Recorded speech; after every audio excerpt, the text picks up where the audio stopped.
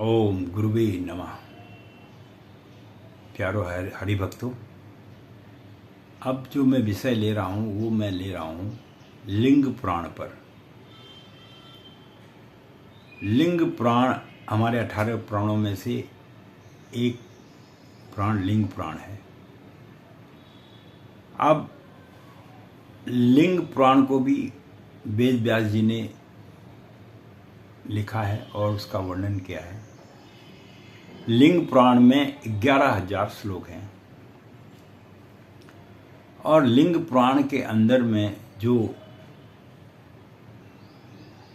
लिखा हुआ है वो भगवान शिव के बारे में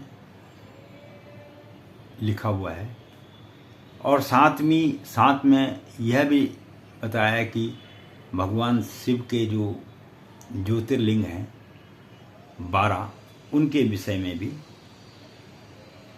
इसमें वर्णन है।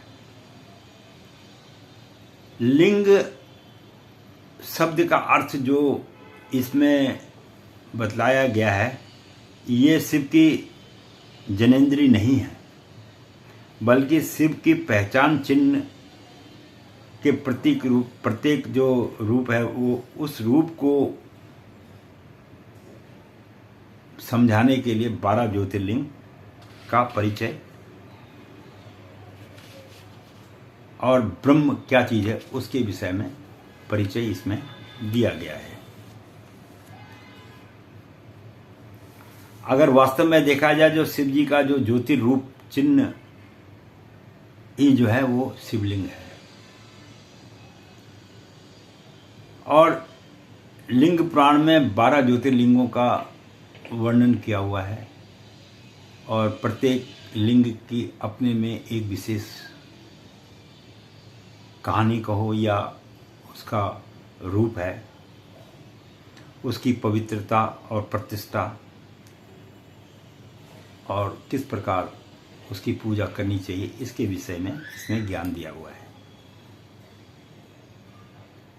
और यह भी कहा गया है कि ये जो 12 ज्योतिर्लिंग है, यहाँ भगवान शिव स्वयं प्रकट हुए थे इन जगहों का, इसीलिए इन 12 ज्योतिर्लिंगों का जो महत्व है वो विशेष रूप से दिया गया है।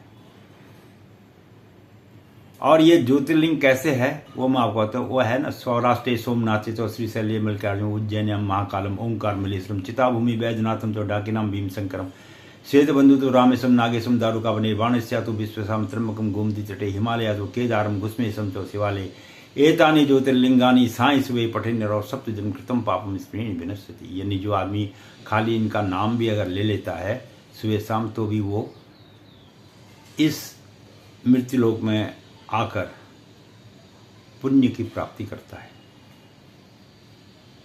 अब इन 12 ज्योतिर्लिंगों में जो महाकाल का ज्योतिर्लिंग है ये स्वयं भू ज्योतिर्लिंग है। इसके साथ में शक्ति भी विराजमान है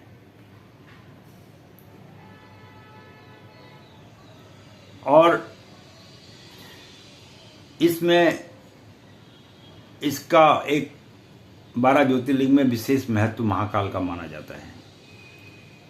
इसमें बताया है कि यहाँ पर शिव की उपासना किस प्रकार होनी चाहिए, कैसे करनी चाहिए, इस विषय में भी इन्होंने इसमें प्रकाश डाला है।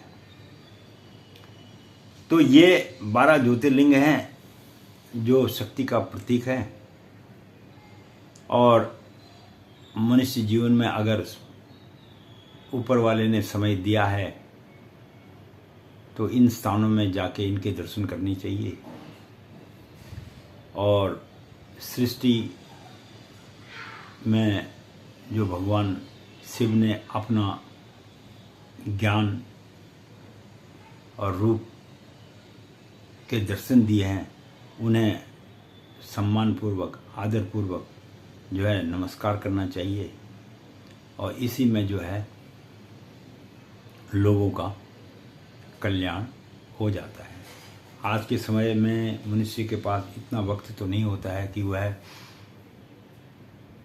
ज़्यादा समय पूजा पाठ में दे सके। छोटी सी उम्र है काम बहुत हैं, लेकिन लक्ष्य होना चाहिए।